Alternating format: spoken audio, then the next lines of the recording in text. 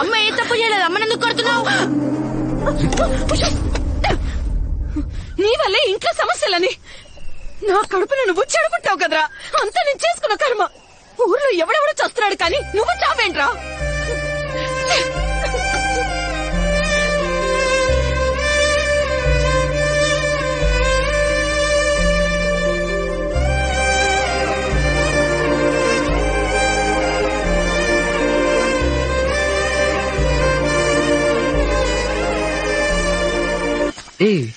ఏడుస్తున్నావా? నాన్న కొట్టాడా?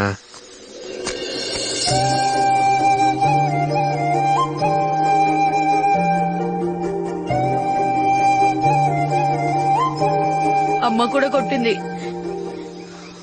కొట్టినందుకు బాధ కాలేదు. ఊర్లో అందరూ చేస్తున్నారు, నువ్వెందుకు చావవురా అని అన్నదన్నా అమ్మ. అంత మాత్రాన చావడానికి పరిగెత్తుకుని వచ్చేసావా? దీనికంటే చచ్చేదైతే ఈ పాటకి నేను 1000 సార్లు చావాల్సి ఉండింది. తిడుతూ చెప్పేవాళ్ళు మన మంచికే చెప్తారు, బాధపడకూడదు. మొండిగా బతికి చూపించాలి. వస్తానుండో.